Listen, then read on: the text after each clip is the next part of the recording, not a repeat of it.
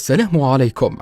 رغم أن العديد منا يكره استعمال المراحيض العمومية، إلا أنه عند حاجتك الماسة لقضاء حاجتك فلا مفر من ذلك. إن المراحيض العمومية موجودة في كل مكان تقريبا، وعادة ما يكون شكلها وتصميمها متشابهين عادة، لكن ليس دائما. إن هذه المراحيض التي سنعرضها عليكم غريبة لعدة من الأسباب، من بينها تصميمها والإضافة الغريبة وكذا التعديلات التي خضعت لها، ابتداء من الخاصيات التي تتفاعل معك إلى التجارب التي ستعيشها وتجعلك تحس بأن العالم بأسره يحدق إليك بينما تقضي حاجتك.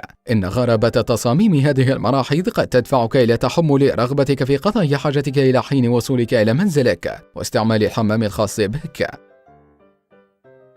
وقت اللعب. إذا كنت ذكرا فهناك احتمال كبير بأنك غفلت الهدف عند استعمالك المراحيض العمومية، لينتهي بك المطاف بقضاء حاجتك في مكان لا يفترض بك التبول فيه. نعلم أنه سبق وكتبت العديد من اللافتات والملاحظات لتنبيه مستعملي المرحاض من التبول في أرجائه وجوانبه، غير أن تلك الملاحظات تزيد من الضغط وتجعل الأمر أصعب لا أكثر. وكحل، قامت طوكيو بتصميم بعض المراحيض الغريبة، بحيث يوجد أمام كل مرحاض شاشة ألعاب فيديو ليحد من ضغطك، وهي توفر اختبارا لدقات قلبك. لعبة فيديو تتطلب منك مسح الرسوم من على الجدران أو حتى ألعابا من نوع آخر تتبارز فيها مع مستعمل مرحاض آخر. نعم، هذا ليس حلما بل حقيقة. حمام من كوكب آخر. إن زرت مطعم سكيتش بلندن إنجلترا فستلاحظ غرابة تصميمه وكأنك في فيلم من الخيال العلمي، لكن انتظر حتى ترى مراحيضها. فعند توجهك إلى مكان الحمامات فكل ما سترى أمامك هو مجموعة من البيوض العملاقة التي يبدو أن أعمارها تزيد عن قرون. في الواقع هذه الأخيرة تحوي حمامات، بحيث أن داخل كل بيضة يوجد مرحاض.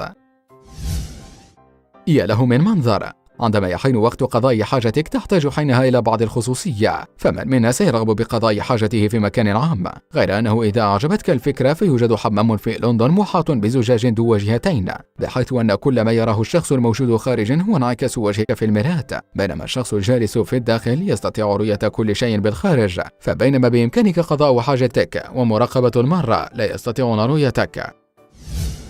لا وقت للاسترخاء. إذا كنت في نيويورك وأحسست بحاجة إلى دخولك الحمام فربما ستستعمل الحمامات الأوتوماتيكية الموجودة خارجا. عامة يبدو المرحاض طبيعيا، تضع 25 سنتا في المكان المخصص للمال فيفتح لك بابه، لكن الشيء الغريب هو أنك بعد دفع تحظى ب15 دقيقة لتقضي حاجتك لا أكثر، وعند تبقي 3 دقائق فقط تطلق أجهزة الإنذار. المرحاض المختفي. إن لندن تعاني من مشكلة تبول المواطنين في الأماكن العمومية كالجدران والحدائق، وذلك راجع إلى كل المشروبات التي يعتسيها الناس في الملاهي الليلية والحانات، فمن الطبيعي أن تكثر حاجتهم إلى قضاء حاجتهم، وبذلك لا يستطيع العديد منهم السيطرة على نفسه إلى حين وصوله إلى منزله وقضاء حاجته في حمامه الخاص. الحل بسيط، تم بناء مراحيض أوتوماتيكية تختفي تحت الرصيف ليلا وتظهر صباحا. محطة الفضاء الدولية.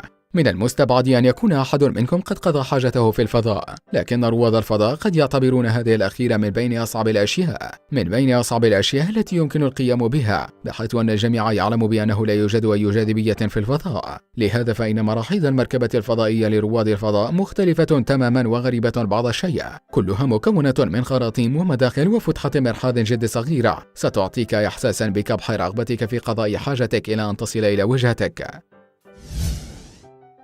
مرحاض أهوي. إذا كنت في بحيرة باولا الواقعة في حدود ولاية أوتاهو أريزونا قد ترى قوارب تطفو فوق الماء من مسافة قصيرة، في الواقع أن تلك الأخيرة ليست بقوارب، فالسلطات المحلية قد وضعت حمامات تطفو فوق الماء، بحيث أنه اتضح من قبل أن الأشخاص كانوا يقضون حاجتهم في كل مكان بما في ذلك اليابسة والمياه. لهذا تم جلب هذه الحمامات لتحل المشكلة، رغم أن بعض الأشخاص يرون بأن المراحيض أفسدت جمال البحيرة. تحت الماء. يعلم الجميع أن اليابان تعد موطنا للعديد من الأشياء الغريبة، فإذا لم يبدو لك حمام الألعاب الإلكترونية غريبا فماذا عن مرحاض محاط بحوض أسماك؟ نعم كما سمعت، إن هذا الأخير يوجد في مقهى باب موجود في كاشي. إن هذا المرحاض يستحق لقب أكثر مرحاض مريح على الإطلاق بجدارة. أكبر مرحاض. في مدينة شونغشينغ الصينية يوجد أوسع حمام في العالم، والذي يحوي ما يزيد عن 1000 مرحاض. ليس فقط العدد الهائل والمساحة الواسعة التي تجعل منه غريبا، بل أيضا أشكال المراحيض، بحيث يوجد تصميم مريم العذراء، الجهة الخلفية من امرأة منحنية، وتمساح أيضا. المطعم الروبوت.